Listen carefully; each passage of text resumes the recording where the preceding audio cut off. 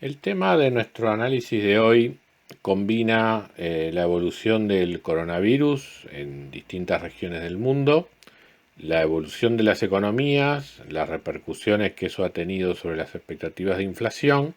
y finalmente el reflejo que todo esto ha tenido en el comportamiento de los mercados.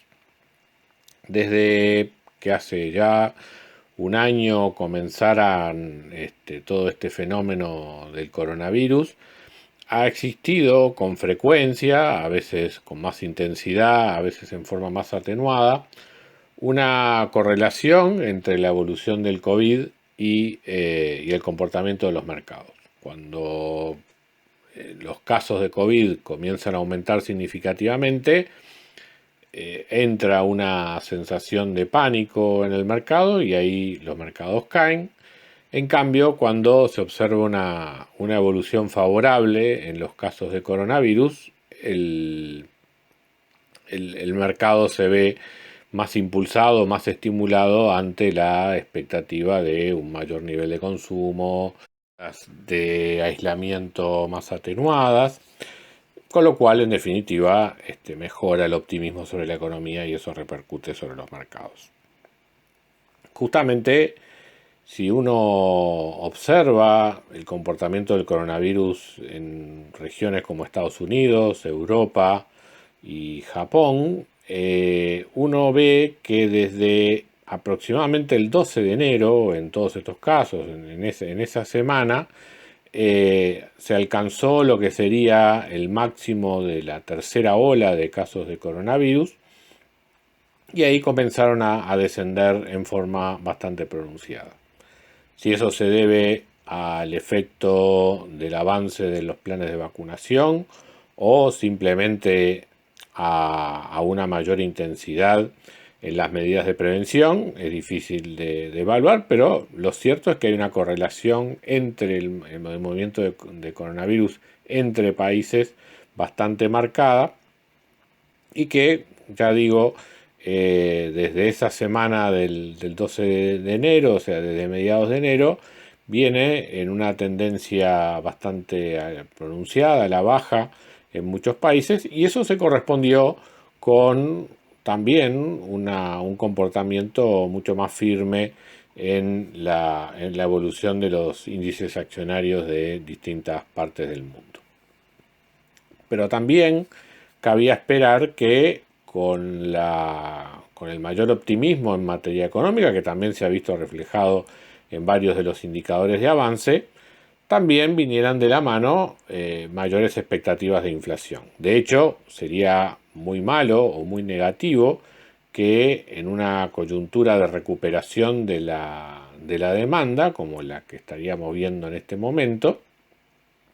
no hubiera aumento de precios, porque entonces eso podría indicar que algo está fallando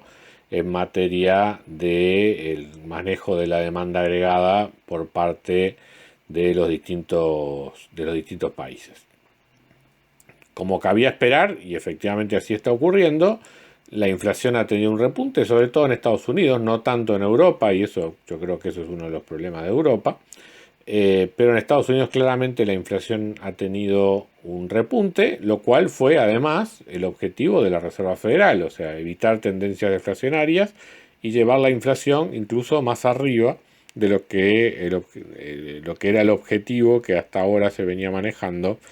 que era de una inflación en torno al 2%. Sin embargo, lejos de tranquilizarse por esa evolución de la inflación, en los mercados ha habido un mayor temor que se ha reflejado en algunas jornadas con cotizaciones a la baja, aunque luego se revierten, aunque sea parcialmente. Básicamente los temores están fundados en que una mayor inflación eventualmente va a llevar adelante una política monetaria más restrictiva y de esa manera, ante una política monetaria más restrictiva, las tasas de interés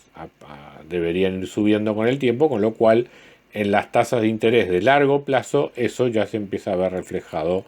en el momento actual. Y de hecho así ha ocurrido, o sea, durante ya varias semanas en el caso de Estados Unidos, la tasa de interés de 10 años viene subiendo en forma sistemática. A nuestro modo de ver, los temores del mercado con respecto a una mayor inflación son fundados.